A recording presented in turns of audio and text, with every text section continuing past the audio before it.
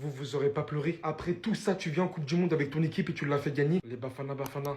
Quel dommage de faire partie du match d'ouverture, d'être le premier pays représentant de cette Afrique. Bien évidemment qu'il était un représentant, en face la motivation était beaucoup plus élevée. Mais proposer un tel contenu sans vous rendre compte que vous étiez en train de disputer la Coupe du Monde, et principalement Sitol d'ailleurs qui fait cette première erreur qui permet au Mexique d'inscrire le premier but, et 4 minutes après d'écoper de ce carton rouge. Et ce malgré que Williams était déjà à son poste, comme en Coupe d'Afrique des Nations, en train de réaliser des dingueries pour essayer d'arrêter cette équipe du Mexique. Mais impossible, le meilleur buteur de la Saoudia Pro League cette saison était là.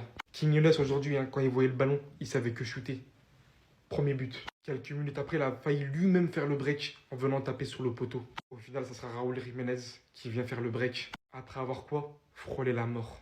Victime d'une fracture de crâne. On se rappelle qu'il avait eu lors d'un match avec les Wolves, qui a failli lui coûter la vie. On lui annonçait pas beaucoup d'espoir, voire très peu. Au final, il vient. Premier match de Coupe du Monde. Donc il a quand même l'honneur de jouer après avoir traversé ça, cette difficulté. Il marque, il fait gagner son équipe. Footballistiquement parlant, très belle équipe du Mexique pour cette première fois. Il faudrait vraiment un grand rattrapage pour l'Afrique du Sud. Non mais là c'est très décevant. Premier match de la Coupe du Monde aujourd'hui entre l'Afrique du Sud et le Mexique. Deux équipes qui s'étaient déjà affrontées par le passé lors de la Coupe du Monde en 2010. Et ce qui est marrant c'est que c'était aussi au match d'ouverture, il y avait eu 1-1. Et aujourd'hui pour ce match d'ouverture, tout le monde s'attendait à une vraie confrontation, sauf que non. Afrique du Sud qui a passé son temps à danser et à chanter aujourd'hui durant toute la journée, et ben ils ont rien foutu. Dites-vous qu'ils sont rentrés sur le terrain comme ça, en chantant et en dansant. Arrivés sur le terrain, c'était le néant, ils arrivaient même pas à ressortir de leur camp. Et pourtant d'habitude c'est pas le même visage qui montre. Et le plus énervant dans tout ça c'est de se dire qu'ils ont quand même pris la place du Nigeria. T'as qu'à voir leur système de jeu pour comprendre qu'ils n'étaient pas là pour jouer 5-3-2. Ils ont rien proposé, ça faisait que défendre. Même garder le ballon dans les pieds, ils y arrivaient pas. Malheureusement pour eux, dès la 9e minute, ils sont pris un magnifique but après s'être fait presser. Le gardien a le ballon dans les pieds, au lieu de dégager, non, il a voulu jouer sur son 6, et bah non. Le gars il perd le ballon et il y a but. Et là arrive la deuxième mi-temps, on espère qu'ils ont pris de bonnes résolutions. Et bah non, ils se prennent un carton rouge. Juste après ça, t'as Raúl Jiménez qui vient de claquer le deuxième but, magnifique but en plus de ça. Magnifique 1-2 avec Quilones,